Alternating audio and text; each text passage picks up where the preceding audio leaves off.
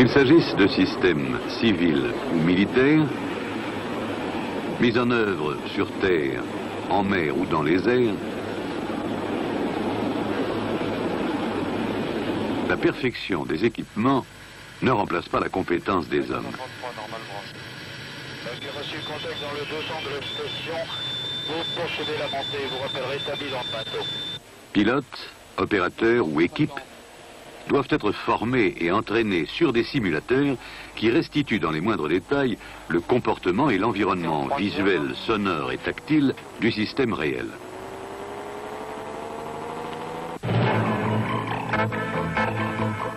Concevoir, réaliser et installer les simulateurs de systèmes complexes, telle est la vocation de la division simulateur de Thomson CSF. Le coût d'exploitation et la non-disponibilité permanente du système réel sont des raisons majeures nécessitant l'utilisation d'un simulateur. Le simulateur accroît la sécurité en reproduisant fidèlement des situations extrêmes qu'il serait difficile ou onéreux de créer en exploitation. Grâce au degré élevé de réalisme atteint, les opérateurs peuvent acquérir la maîtrise totale du système sans aucun risque.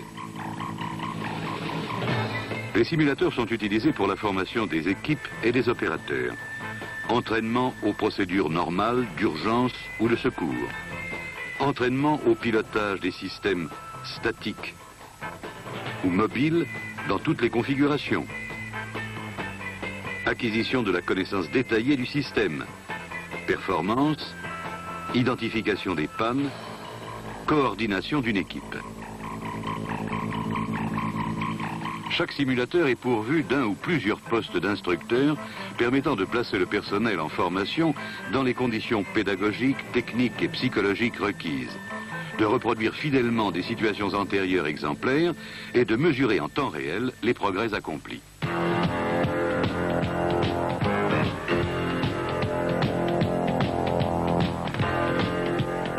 La division simulateur fabrique des matériels d'entraînement depuis plus de 30 ans. À ce jour, plus de 200 systèmes ont été commercialisés et sont en exploitation sur les 5 continents dans les domaines les plus divers. Aéronautique, engins blindés, navires et sous-marins,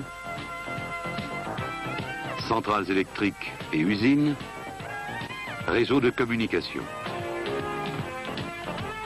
Le domaine de la simulation se caractérise par une très forte expansion à laquelle notre division a su répondre par la création d'un nouveau centre de recherche et de production à Cergy-Pontoise,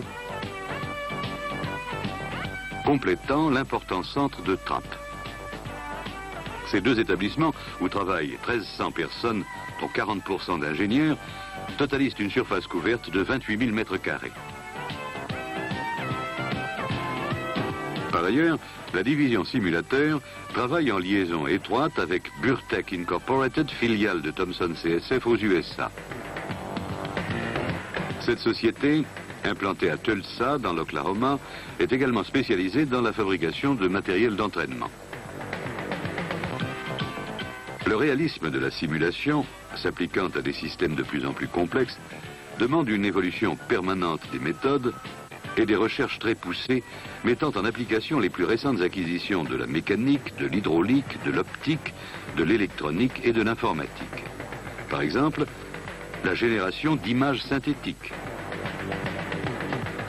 des modèles mathématiques originaux décrivant les comportements des mobiles et des grands systèmes statiques, des calculateurs spécialisés générant les images radar du relief pour des aéronefs, la reconstitution complète et réaliste de paysages en temps réel à partir de données cartographiques numérisées.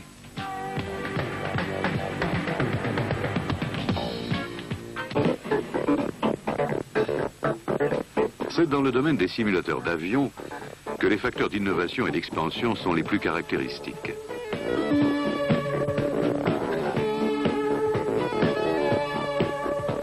Le simulateur Airbus A300, dont le premier exemplaire est opérationnel depuis 1972, est actuellement fabriqué en série dans les ateliers de la division pour une quinzaine de compagnies aériennes à travers le monde.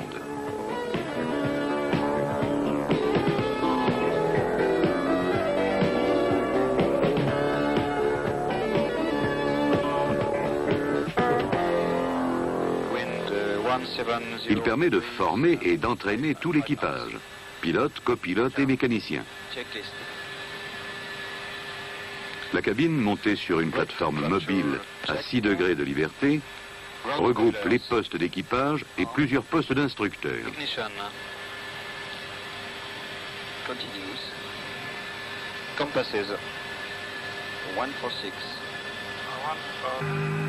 Nous allons assister pendant cette phase de décollage à un incident simulé. Ici, l'incendie de l'un des réacteurs.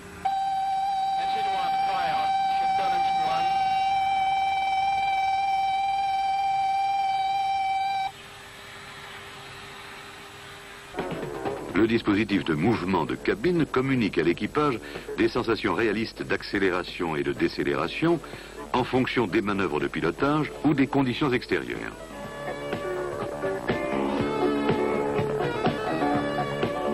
Le système de visualisation utilise la génération d'images synthétiques.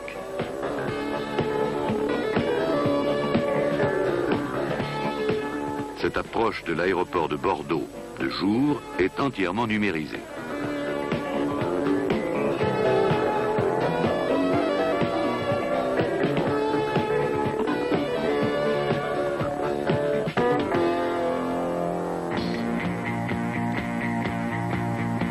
La division réalise une gamme complète de simulateurs pour avions de combat, avions d'entraînement et hélicoptères, tel ce simulateur d'Alpha Jet en semi-remorque, utilisé quotidiennement sur les bases aériennes à proximité des pistes et des avions réels.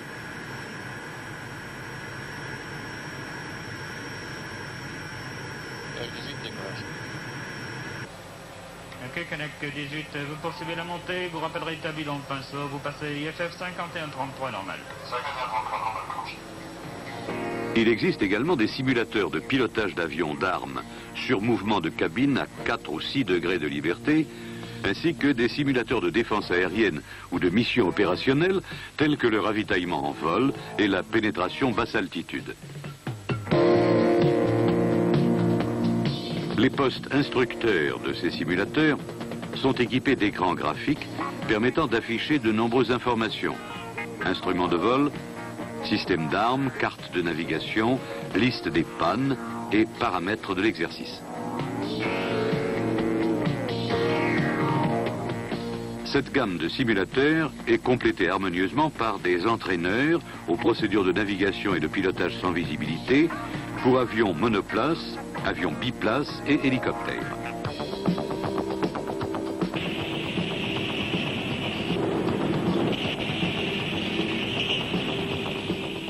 Ce pilote d'engin blindé éprouve les mêmes sensations visuelles, auditives et tactiles qu'il connaîtra dans la réalité.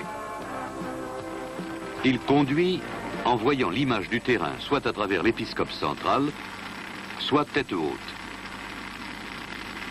Il entend les changements de régime de son moteur.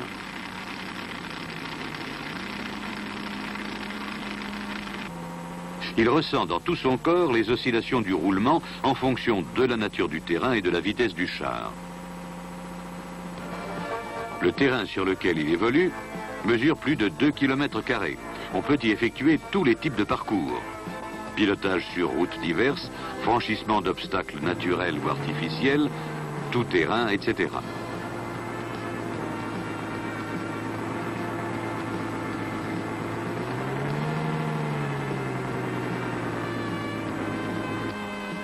Depuis son poste, l'instructeur surveille et modifie le déroulement de l'exercice en imposant des conditions particulières, conditions climatiques ou pilotage de nuit, et introduit une ou plusieurs pannes parmi les quelques 50 qui sont à sa disposition. Le coût de fonctionnement d'un simulateur de ce type est au moins 4 fois moins élevé que celui du char réel. Toute une gamme de simulateurs de tir, généralement en remorque, permettent l'entraînement de l'équipage de tourelle au tir sur but fixe ou mobile.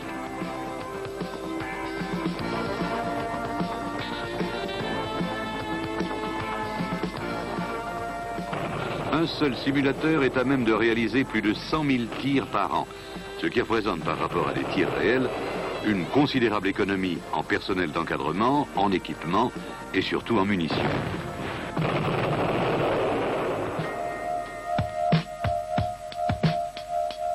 Le nombre croissant des navires de commerce, l'augmentation de leur tonnage, nécessitait de nouveaux moyens de formation des officiers de pont. Dans ce domaine, l'emploi d'un simulateur se traduit par une grande économie, son coût d'utilisation étant moins élevé que celui des navires réels. On obtient, au stade de la formation et de l'entraînement, l'élimination des risques d'accidents, aux conséquences parfois dramatiques.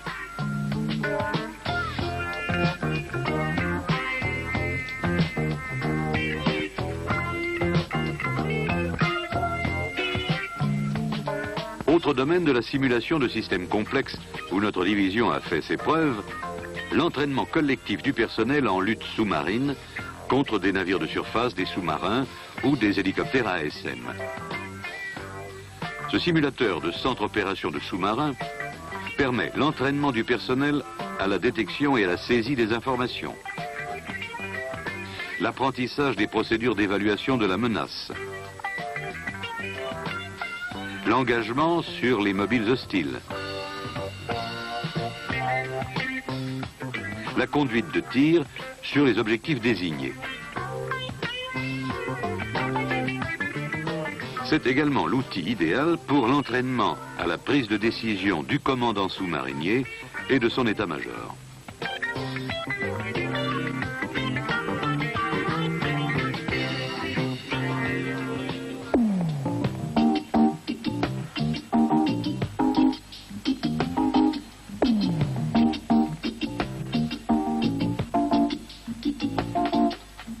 L'exploitation en toute sécurité des centres producteurs d'énergie et des complexes pétrochimiques demande une formation spécifique et très approfondie des équipes opérationnelles. Cette formation ne pourrait être complète sur le système réel. Elle serait de plus coûteuse en temps de formation et en perte de production.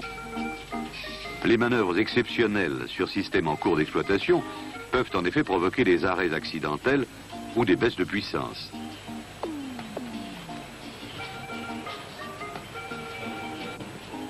Certaines phases critiques, ici couplage et montée en puissance, ne peuvent évidemment pas être souvent montrées au personnel en vraie grandeur au cours de la période d'entraînement et de formation.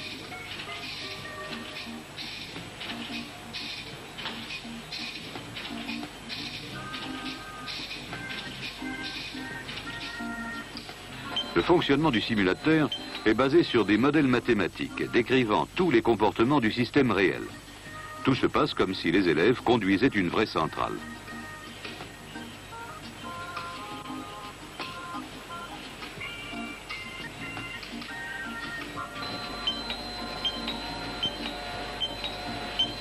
L'équipe acquiert ainsi non seulement les connaissances et les réflexes, mais également le calme et la confiance en soi, lui permettant de faire face à toutes les situations qu'elle pourrait rencontrer en cours d'exploitation.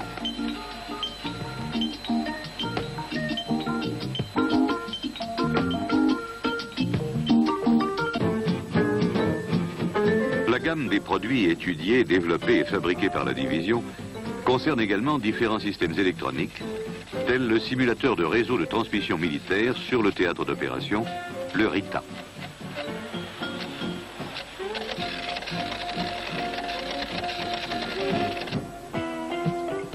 La division simulateur de Thomson CSF met un ensemble important de services à la disposition de sa clientèle. Formation du personnel d'exploitation, dans son centre de formation intégré ou chez le client.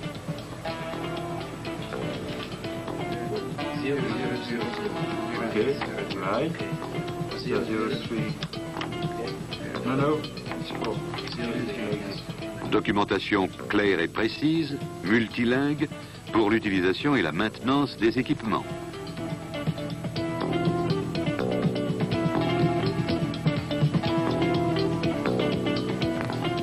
Équipe spécialisée pour l'installation sur le site et le démarrage de l'exploitation.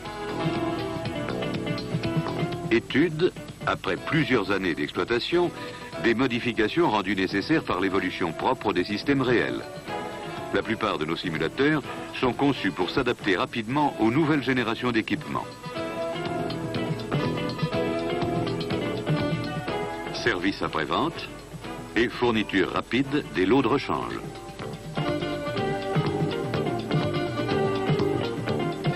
Mise à la disposition d'équipes d'ingénieurs spécialisés pour l'étude de faisabilité, la définition et la mise au point de nouveaux systèmes de simulation correspondant aux besoins exprimés par l'utilisateur.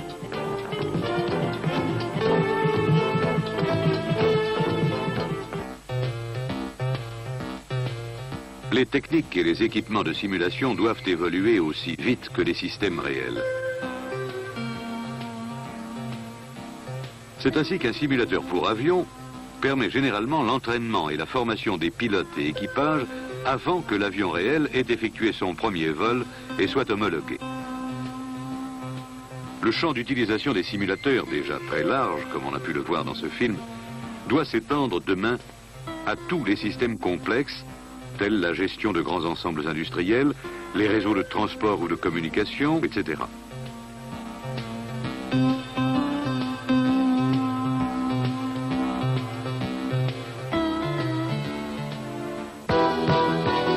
Par son appartenance à un grand groupe industriel à vocation internationale, la division simulateur de Thomson CSF bénéficie d'un réseau de filiales, délégations et agences dans plus de 90 pays.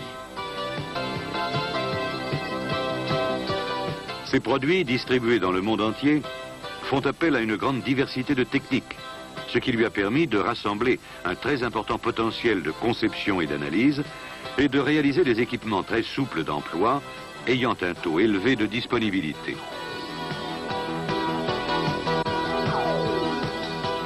Elle a donc parallèlement la vocation de réaliser sur mesure et clé en main des études et des systèmes dans les domaines les plus divers, parmi lesquels certains n'ont même pas été évoqués dans ce film.